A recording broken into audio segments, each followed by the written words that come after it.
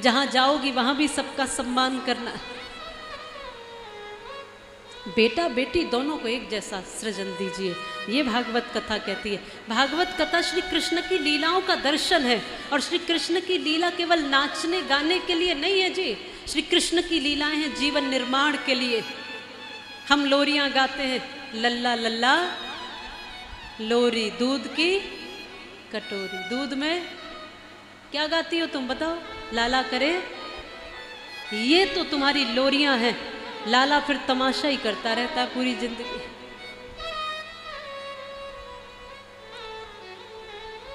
पर माँ यशोदा ये लोरी नहीं गाती थी, वो प्रेम की लोरी गाती थी। माँ जीजाबाई ये लोरी नहीं गाती थी। माँ जीजाबाई कहती थी कि मैं तुझे पलना झुला रही हूँ लाला, लेकिन तेरे ऊपर कर्ज है इस धरती माता का, भारत माता का, सनातन धर्म का, इसलिए तुझे बड़े होकर के ये कर्ज चुकाना होगा। ये जीजाबाई जो थी बचपन में सिखा दी थी। झूला झुलाते झुलाते, बालक समझ नहीं रहा, सुन नहीं रहा, छोटा सा बालक है, अभी पल्ले में पड़ा हुआ है, जो शिवाजी थे, फिर भी उनको कहती थी, रोज कहती थी कि लाला तू राम कृष्ण का वंशज है, तू ऋषि मुनियों की संतान है, तू श्रेष्ठ है, तू शूरवीर है, तू महाबली है, तू ओज और तेज है, इसलिए लाला तुझे बड़े होकर के इन तमाम मुगलों के सिर काटने हैं, तमाम मुगलों को समाप्त करना है, अपनी भारत माता को स्वतंत्र कराना, अपनी भारत माता को व्यवस्थित करना है। ये वो माँ सिखा रही थी। केवल ये नहीं सिखाया उसने कि तुझे बड़े होकर मेरे पांव दबाने, उसने कहा कि मैं तेरी माँ हूं, मेरे प्रति तो तेरा फर्ज है, पर मुझसे ज्यादा इस धरती माता के प्रति, भारत माता के प्रति, अपने धर्म के प्रति तुम्हारा कर्तव्य है। तब देखो वो कैसे बने महाराष्ट्र के शूरवीर। इसलिए मेरा निवेदन है, कृष्ण लीला बहुत आनंद देती है, पर केवल इसमें ही मत रह जाओ कि लाला ने माटी खाई। जब घुटवन घुटवन चले तो कन्हैया जी ने माटी खाई, ये सत्य बात है, पर माटी खाई और जब मुंह खोला तो संपूर्ण ब्रह्मांड मुख में दिखाई दिया। तो भगवान श्री कृष्ण ने दो बातें हैं यहाँ सिखाने का प्रयास किया है। एक, यथा ब्रह्मांडे तथा पिंडे, भगवान ने कहा जो भी हमारे भीतर है वही बाहर है, और जो बाहर है वही भीतर। भगवान के मुख में पूरा ब्रह्मांड दिखा था ना, तो कहने का उनका भाव ये था कि जो भी मुख में है, हम सबके भीतर ये पूरा ब्रह्मांड बसता है, और बाहर भी जो दिखाई दे रहा है वो सब भीतर है, और भीतर जो है वही सब बाहर है।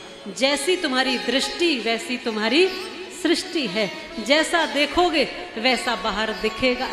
जो जो तुम्हारे भीतर बसा है वो बाहर है, और जो जो बाहर बसा है वो सब तुम्हारे भीतर है। एक तो ये, और दूसरा ये, चंदन है इस देश की माटी, तपोभूमि हरिग्राम है, हर बाला देवी की प्रतिमा, बच्चा बच्चा राम है। दूसरा ये सिखाया, कहा भगवान ने कि जो मिट्टी है ना, इसका बहुत महत्व है, ये सामान्य मिट्टी नहीं है,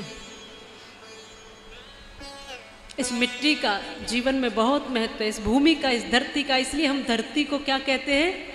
माता, धरती माता कहते हैं। पहले हम धरती पर चलते भी थे, मिट्टी में चलते थे, मिट्टी के मकान में रहते थे, मिट्टी के पात्रों में भोजन पकता था, मिट्टी के पात्रों में हम खाते थे, ऐसा दिखता था पहले, और इसलिए ज़्यादा स्वस्थ रहते थे। अब हम जितना मिट्टी से दूर होते गए, जितना अपनी मातृभूमि से दूर होते गए, उतने ही हम बीमार पड़ते गए, ये सत्य बात है। इसलिए जब बीमार होते हैं तो प्राकृतिक चिकित्सा में या अन्य चिकित्साओं में, आयुर्वेदिक चिकित्सा में, फिर हम मिट्टी का लेपन करवाते हैं, पूरे शरीर पर मिट्टी चढ़ाते हैं कि मिट्टी में रहें। और आज तो डॉक्टर्स भी कहते हैं कि कुछ देर, थोड़ी देर के लिए मिट्टी में आपके हाथ और पांव रहने चाहिए। तो कितनी बड़ी बात उस समय श्री ठाकुर जी ने छोटी सी लीला से समझा दी कि इस मिट्टी से जुड़े रहोगे तो आसमान छू लोगे, अगर आप इस मिट्टी से कट गए तो फिर तुम्हारे आसमान में ठिकाने नहीं है, ये याद रखना। इसलिए जो व्यक्ति जितना धरती से जुड़ा रहता है, जितना जमीन से जुड़ा रहता है, जितना सादगी से जुड़ा रहता है, जितना इस मिट्टी और मातृभूमि से जुड़ा रहता है, उतना ही वो ऊंचा उठता चला जाता है, उतना ही वो आसमान में उड़ता चला जाता है। पर कोई व्यक्ति कहे कि अब तो मैं आसमान में आ गया, अब तो यही उड़ूंगा, तो कब तक उड़ोगे? आसमान में घर नहीं बनाए जाते, घर तो जमीन पर ही बनते हैं। इसलिए अपने धरातल को, इस भूमि को, इस मिट्टी को जीते हुए और अपने भीतर धारण करते हुए जीवन को आगे बढ़ाना है।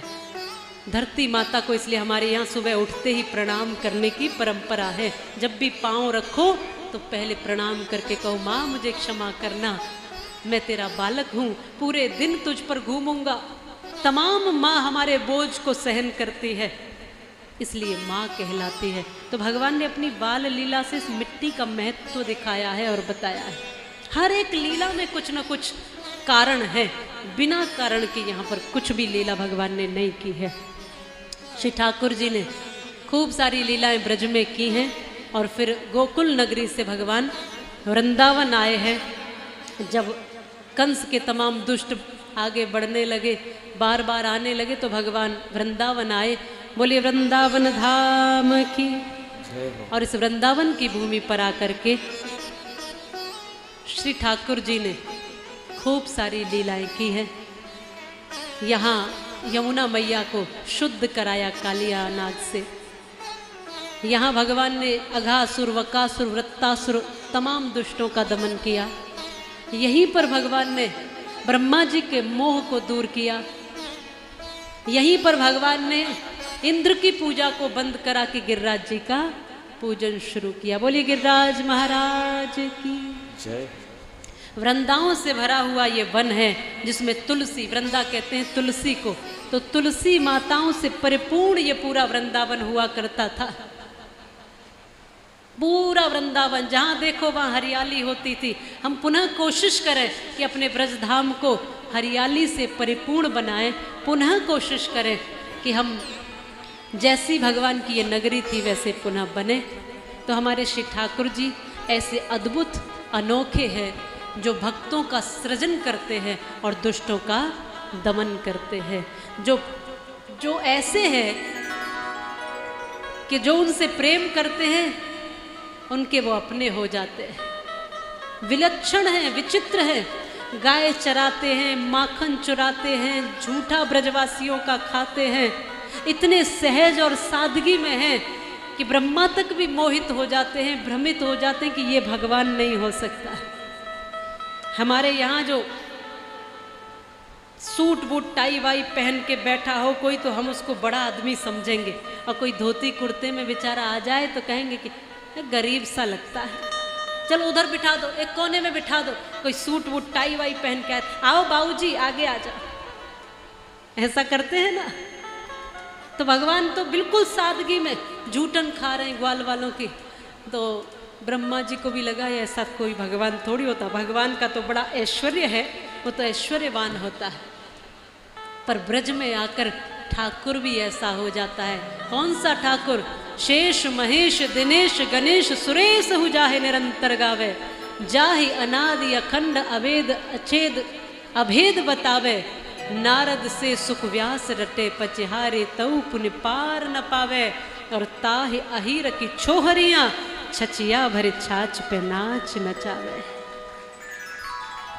ये ब्रज धाम है ही ऐसा, यहाँ का प्रेम है ही ऐसा कि वो संपूर्ण जगत का स्वामी भी यहाँ आकर एक एक छाछ की बूंद के लिए ठुमके लगाता है। ये ठाकुर अनोखे